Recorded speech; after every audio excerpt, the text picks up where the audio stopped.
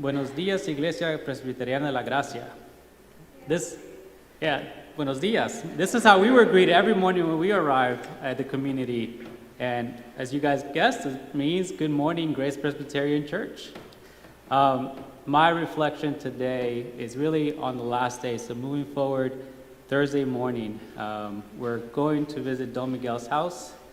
But this story really begins much earlier in the week. And as we partner up with the communities, they have to prepare for our visit as we prepare to go there and visit them.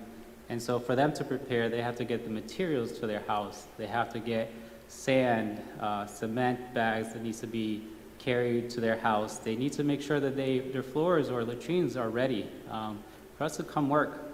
So it's really a partnership that we need to build, right? We do our work here and prepare, while they're doing their work, and prepare for us to visit. However, we've been hearing throughout the week that some of the villagers are not ready. They haven't picked up all the materials. For one reason or another, we're not aware of the reasons, but we know that they're not ready. So we arrive Thursday morning, and after the Buenos Dias and the morning devotional, we're split into 3 teams. I am fortunate to have Ed and the amazing I team that has taken a break from doing 165 exams throughout the week to shovel and mix some cement. And Leslie, the HOI coordinator leader, she says, well, there's a house that's far away, and we need a team that's willing to go and walk. And team two amazing, jumped in and and said, we'll do it, and volunteered. And we find out as we're kind of gathering our supplies and getting ready that we're going to be working at Don Miguel's house. And Don Miguel is one of the houses that hadn't been ready for our visit.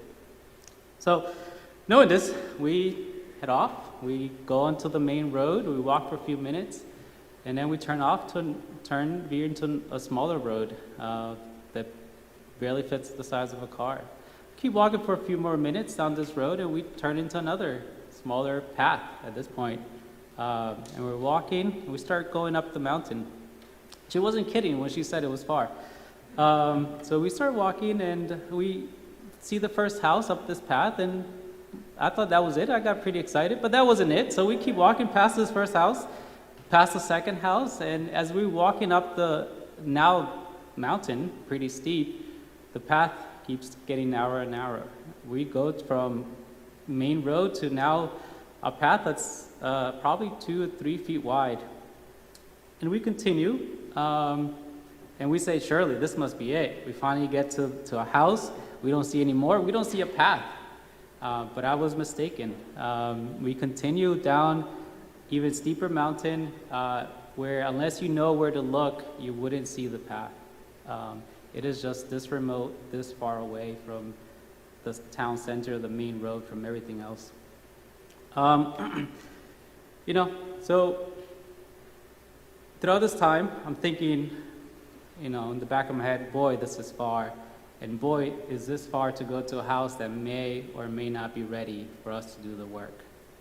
And so, but off we go, and we finally make it. We make it to the house where we're going to work. And Don Miguel's house, Don Miguel says, well, why don't you guys come up to my house for a little bit, which is another 20, 30 yards from where the house would be working up, another little hike. So we go there, and he has obviously taken the time to prepare for us. He has set up a table and some chairs so we can sit under shade. And so we take a little bit of break. Now, as we're kind of settling into the space where we've been, it just kind of dawned on me how removed we are, but also the tranquility, the peacefulness of this space. We're surrounded by trees and palm trees and evergreens and some of his gardens and chickens just kind of running around. There's a cow somewhere in the tall grasses. It's just a lot of, for me, what I thought in that moment was, wow, this is a lot of the Garden of Eden imagery. And Don Miguel just seemed to have been so proud of what he can offer to us, so proud that he wanted to invite us to his home to share that moment with him.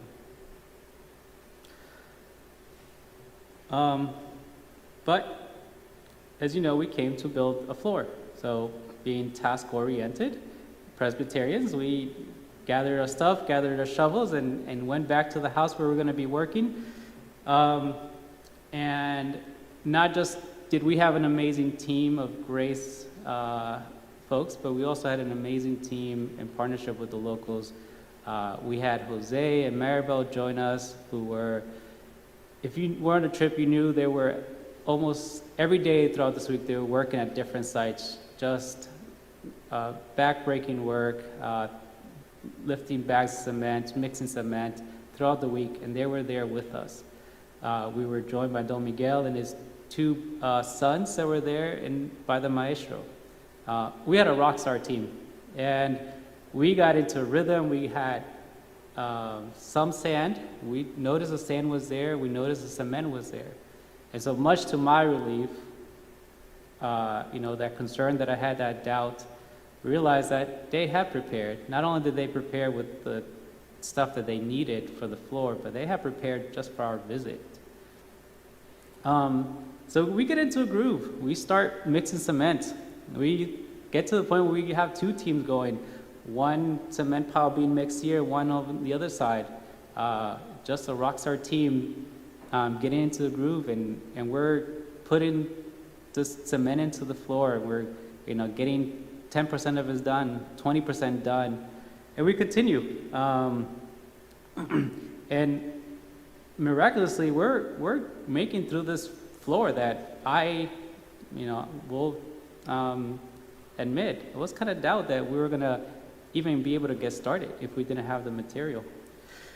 And so we're working through it, and we get about 70% done, and then we run out of sand, and we say, well, what do we do now? And we're talking with Don Miguel and his sons, and they say, well, the house just a little bit down this mountainside, the neighbors or a family member, I'm not sure, they had some bags of cement that they could use.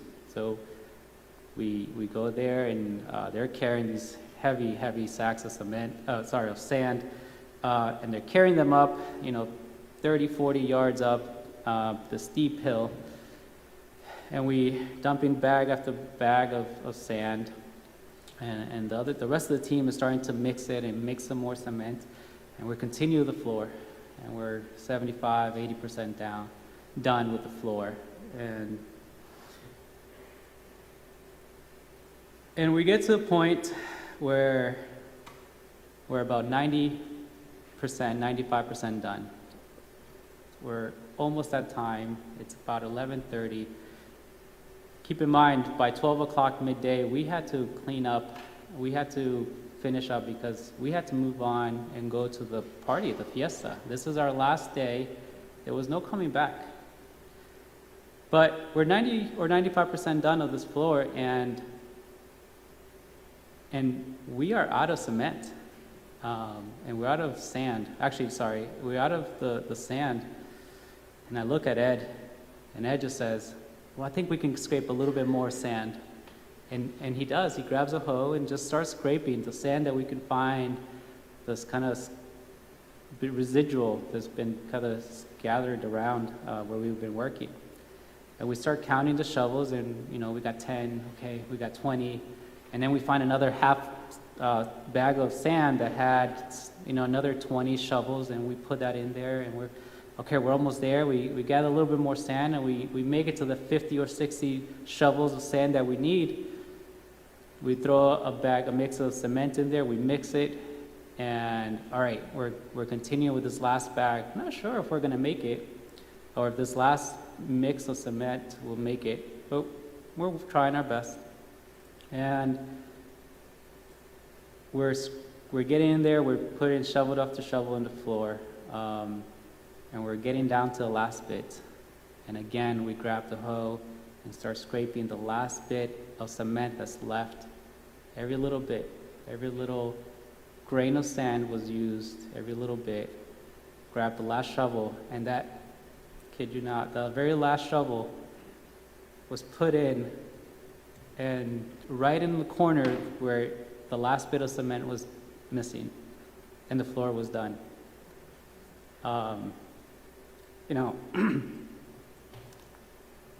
We kind of paused, took a sigh of relief, and not a minute goes by when a butterfly comes out. I don't know, out of nowhere. And it just kind of lands right on our work site, right where that last shovel of cement had been. That's where this butterfly lands. Talk about the Holy Spirit being at work throughout the whole week. As I was reflecting on this day, it couldn't have been more perfect. We couldn't have planned it better. And I think we all walked down this hill after we were done with this euphoria. Something greater than us had kind of transcended. And, yes, we worked, but we knew that it wasn't us that made this happen. It was definitely the Holy Spirit at work. Everything from the details of how much sand we had available. There was no more sand available. Keep in mind, to get more sand would have been a trip partway up the mountain with oxen, and then carrying this sand from the river through oxen, and then carry it on their backs. There was no more sand that day available. We had the perfect amount of people to complete this work in time. There was no more time available. We had to go to the fiesta, and this was our last day. We couldn't come back the next day. We're reflecting on this and the Holy Spirit working and transforming us on this site. And, point being is the glory really goes to God and the Holy Spirit working to make this happen, even when we're in doubt. But we're called to serve, and we walk side by side, even if it's hard, even if it's challenging. We stick with it. God provided for us. And that is my takeaway from this experience. Thank you.